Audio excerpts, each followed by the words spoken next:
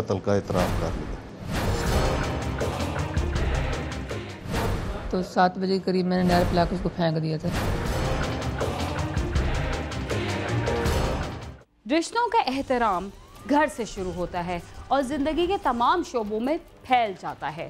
बड़ों का एहतराम, पड़ोसियों के साथ खुश इख्लाकी, माँ बाप का अदब और बहन भाइयों से प्यार ही दरअसल हर मुआशरे की पहचान और ज़रूरत है।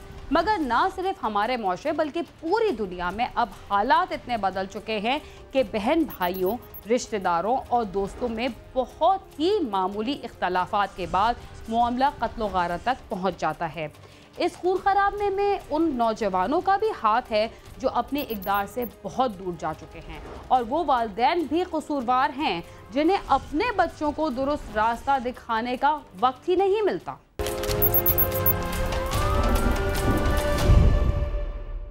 बच्चों के कत्ल और अगवा में ज़्यादातर मुलव्विस अफराद उनके करीबी रिश्तेदार ही होते हैं, लेकिन ऐसा भी होता है कि बाज़ दफ़ा खुद उनके माँ बाप ही उन्हें बोझ समझने लगते हैं। आप खुद ही सोचिए कि ऐसे बदनसीब बच्चे आखिर कहाँ जा सकते हैं जिनको जन्म देने वाले ही उन्हें खुद पर बोझ समझने लगें। हमारे मुल्क में ऐसे कई खौफनाक वाक़यात पेश आ चुके हैं जिनमें माँ बाप ने खुद ही अपने बच्चों को रास्ते से हटा दिया। ऐसा ही एक और खौफनाक वाक़या लाहौर में पेश आया जिसे सुनकर आपके रोंगटे खड़े हो जाएंगे।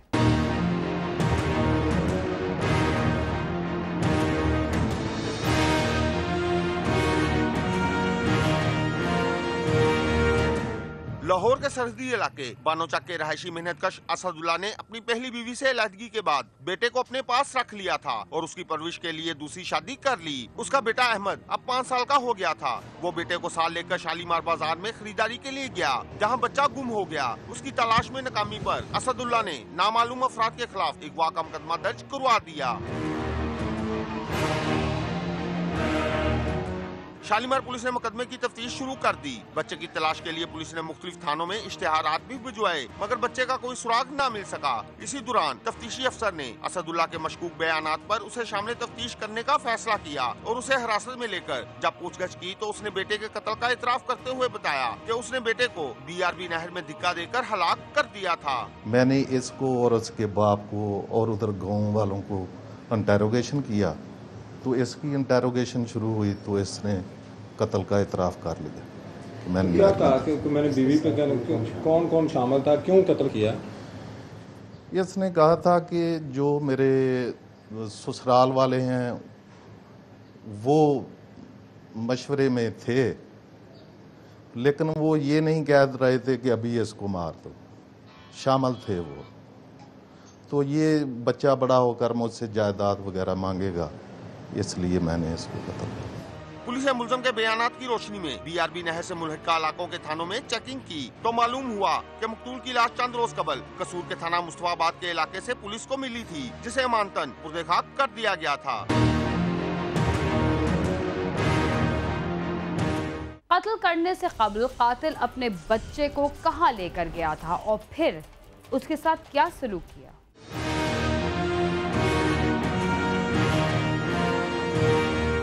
मकतूल पहली जमात का तालिब इल्म था और बाप उसे किताबें लेकर देने के बहाने नहर पर ले गया था। 18 तारीख को ये अपने बेटे को लाया किताबें खरीदने के बहाने घर से कि इसने स्कूल में जाना है। ये स्कूल में जाने की बजाय ये वहीं BRB नहर में इसने धक्का दिया और उसको फेंक दिया, और इधर आकर इसने शोर मचा दिया कि भगवानपुरा बाज़ार में मेरा बच्चा जो है वो गायब हो गया। और इधर हम भी तलाश करते रहे, मुकदमा दर्ज हो गया।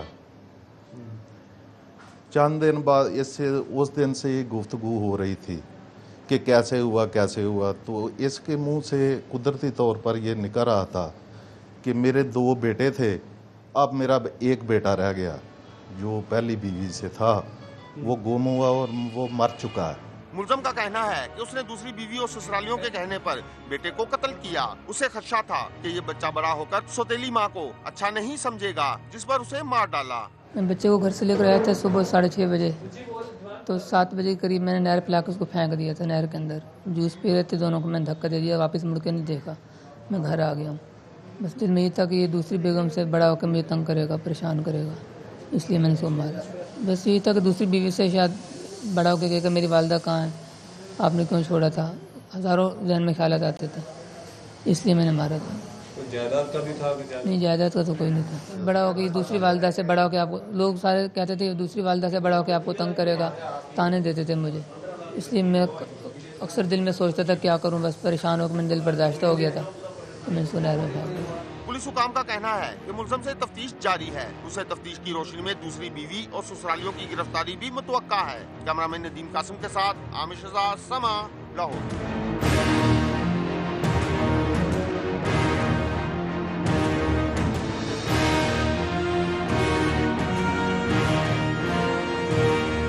हर कत्ल के पीछे कई कहानियां होती हैं जिन्हें सुनकर कुछ लोग तो महज लुत्फ अंदोज होते हैं, मगर बहुत सारों का दिल दहल जाता है। रावलपिंडी के थाना एयरपोर्ट के इलाके में कत्ल की एक ऐसी ही वारदात हुई जिसमें खून के रिश्तों ने अपने ही खून को बेदर्दी से बहा दिया।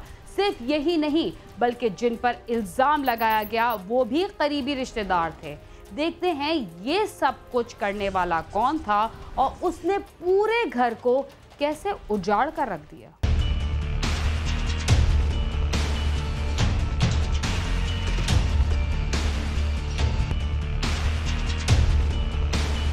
ये कहानी है 5 भाइयों की जो अपने वालदैन और बहनों के हमरा मिलजुल कर रहते थे। बहन भाइयों के मामूली झगड़े तो हर घर में होते ही रहते हैं, लेकिन इकट्ठे रहने की वजह से घर हंसता बसता रहता है। चौधरी बशीर का घर भी कुछ ऐसा ही था। ये सब पहले खुशबाश रह रहे थे, सब ठीक थे, तो प्यार मोहब्बत से रह रहे थे, बहनों को प्यार करते थे, अम्मी अब्बू से प्यार से रह रहे थे। और जबकि हमारी भाभी, पहली वाली भाभी तो बहुत खुश थी, अम्मी अब्बू ने शादी की है उसकी। भाइयों में से एक भाई बाबर था जिसने 3 शादियां की थीं। उसने पहली शादी वालदैन की मर्जी से की थी, दूसरी शादी महविश नामी लड़की के साथ अपनी मर्जी से की, जिसके बाद घर में झगड़े शुरू हो गए। जिस टाइम दूसरी शादी हुई है बाबर ने खुद मर्जी से की है, तो उस भाभी ने आके इतने हमारे घर में गलत कर रही है काम के, किसी से प्यार मोहब्बत से वो रहते नहीं थे।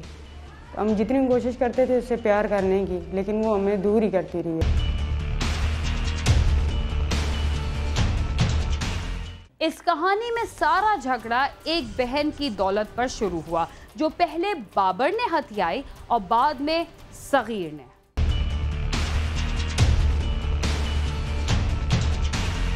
बाबर कोई काम नहीं करता था। उसकी एक बहन सबा कुछ अरसा कबल बेवा होकर वालदैन के घर आ गई थी। सबा की देखभाल बाबर ही करता था, मगर उसने अपनी बहन का एक प्लाट बेचकर रकम अपने अकाउंट में जमा करवा ली। बाबर जो है वो कोई काम वगैरह नहीं करता था, घर पे ही रहता था, उसे कोई प्रॉपर्टी का या ऐसा कोई काम नहीं वो करते थे। असल में मैं 2 साल से भाई के पास रह रही थी, बाबर के पास। वो मेरी बच्ची को स्कूल भी छोड़ता था, सारे मेरे वो सिस्टम वो ही चला रहा था। कि फिर मैंने कहा भाई आप कब तक मेरे चलाओगे, आप मुझे ऐसा करो कि बैरिया टाउन में प्लाट है 10 मरले का, वो बेच दो, वो बेच के और मुझे अच्छा सा घर ले दो। तो कहते हैं ठीक है। वो प्लाट मैंने एक दिन बेच दिया बाबर की बातों में आके। तो बाबर ने कहा कि ये जो पेमेंट है ना तुम मेरे अकाउंट में कर दो। मैंने कहा ठीक है। भाई ने पेमेंट लाई है, वहाँ से ला के अपने अकाउंट में करवाई है। सबा का प्लाट फरोख्त करने के बाद बाबर ने 3 गाड़ियाँ खरीदी और 1 मोटरसाइकिल। बहन के पास एतबार करने के सिवा कोई चारा नहीं था। इसके बाद बड़े भाई सगीर अहमद के दिल में भी लालच ने घर कर लिया। 36 लाख उसने जमा करवाया। मुझे कहता है 1-2 दिन तक मैं तुझे घर ले देता हूँ। मैंने 2-3 घर देखे, मुझे पसंद नहीं आया, कहता है मैं खुद ले देता हूँ। मैंने कहा ठीक है।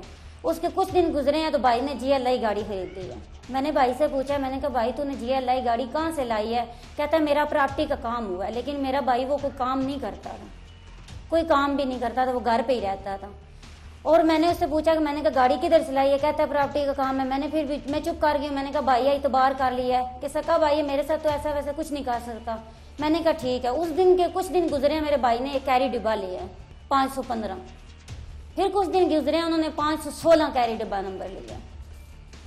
तो फिर फोत होने से पहले 2-3 दिन पहले उन्होंने 1 to 5 खरीदा। जो सगीर था ना वो लालच में आ गया था कि भाई के पास गाड़ियां भी हैं, सब कुछ है। जिस दिन इसने भाई को मारा, मैंने खुद अपनी आंखों से देखा इसको फायर मारते। घर पे आगे उसकी वाइफ को लिया साथ, भाई की गाड़ियां ली हैं, बाइक लिया लेके, और घर का सामान सब कुछ पुलिस साथ लेके ये चला गया।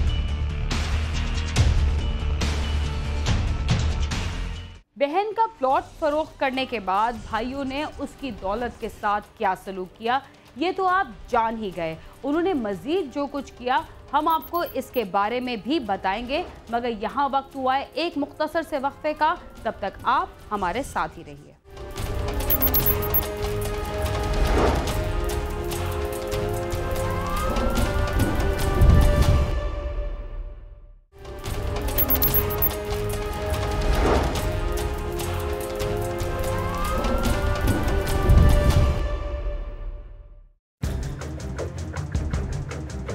मार के ये आंज भज वगा तो मैं उस तो वेहना पाया। 3 महीने हम भागे लेकिन हमारी किसी ने बात नहीं सुनी।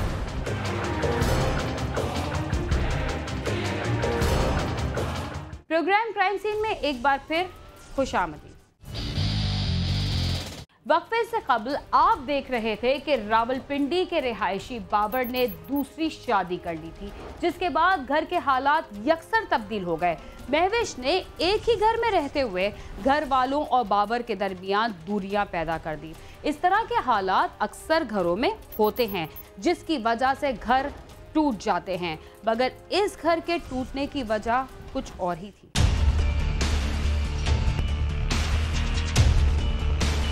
बड़े भाई सगीर ने जब बाबर के पास गाड़ियां देखी तो उसको भी लालच ने घेर लिया। बाबर के बाप बशीर अहमद के मुताबिक सगीर ने एक रोज अपने भाई बाबर को घर के सामने गोलियां मार दी और वो ऊपर खड़ा ये सब कुछ देख रहा था। सगीर अहमद इस वारदात के बाद मौके से फरार हो गया।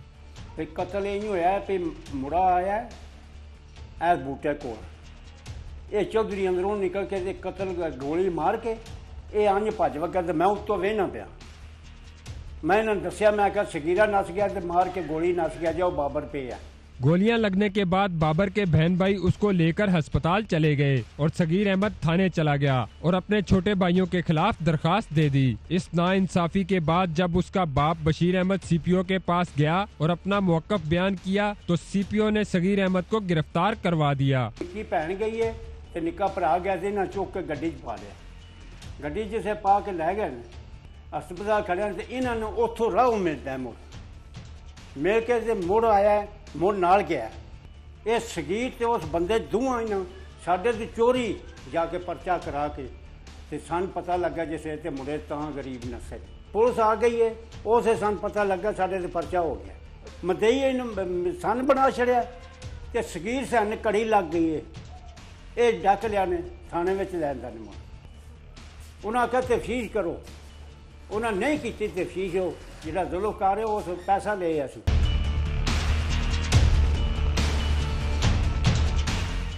एक भाई ने भाई को कत्ल कर दिया, बाकी 3 भाइयों के खिलाफ मुकदमा दर्ज कर लिया गया और यूं ये घर दौलत के लालच में टूट गया। सीपीओ ने तो सगीर अहमद को गिरफ्तार करवा दिया था, मगर उसके बाद क्या हुआ?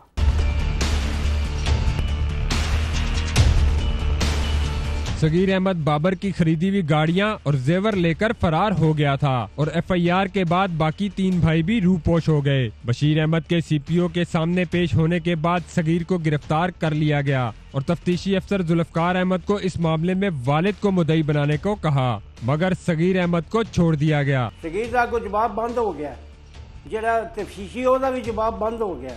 उस कोई गल नहीं की। उस आख्या तेरा माँ प्यो आ माँ भी आ बैठी ते प्यो भी बैठा है। आके ना असी पर्चा देना जिद्दर जेल साने दे तेरा की मसला सी पर्चा इन्हें ते देना। तू तो सारा घर ही तबाह कर छिड़ा। तू मामा लगता था। एक बूढ़ा माँ बाप है, एक बहन है, हम क्या करें और हम जाएं किधर? हम तो इतना नहीं चल सकते। 3 महीने हम भागे लेकिन हमारी किसी ने बात नहीं सुनी। एक SHO साहब है, उन्होंने हमारा साथ दिया है और जुल्फकार को यही कहा है कि सगीर के ससुर को बिठाओ। उसने बात नहीं मानी क्योंकि उसने लाखों रुपए खाए। हमारा 20,000 वहाँ क्या काम करता है? और ये जुल्फकार जो है ना, इसने पता नहीं कितनी रकम खाई है, हमें नहीं पता। ना DSP हमारी बात सुन रहा है, ना जुल्फकार हमारी बात सुन रहा है। मकतूल बाबर की वालदा अपने बेटे के गम में अपनी समात और बिनाई खोती जा रही हैं। उनका कहना है कि सगीर अहमद ने बाबर की बीवी के साथ मिलकर उसके बेटों को जुदा कर दिया और हंसता बसता घर उजाड़ दिया। 6 साल हो गए मेरा पुत्र मैंने वेखो नहीं दिता, जुदा होकर मर गया। मैं आज कानून डोरी हो गई, अन्नी भी हो गई हो। मेरा पुत्र दूसरे में पता ही कोई नहीं कितने गए। दो एक खादम, एक सीर, एक मैवश, मेरिया बेड़ियां च बह गए, मेरा घर पट छड़िया ने, मैंने तबाह कर छड़िया ने, मैं उजड़ गई हाँ, मैं किसी कमे जी नहीं रही। जेड़े मजदूरी करते सुन वो भी कोई नहीं कार रहे, उन्होंने परचे दे छड़े। मकतूल के बुरसा का कहना है कि पुलिस ने उनके साथ इंसाफ नहीं किया। अगर पुलिस इंसाफ करती तो असल मुजरिम के खिलाफ कार्रवाई होती। मगर सीपीओ रावलपिंडी का कहना है कि अगर बाबर के बुरसा तफ्तीश से मुतमईन नहीं तो वो दोबारा आए, उनकी इंक्वायरी कराई जाएगी और उन्हें इंसाफ दिलाया जाएगा। कैमरामैन नदीम शेख के साथ नईम जंजुआ, समा, रावलपिंडी।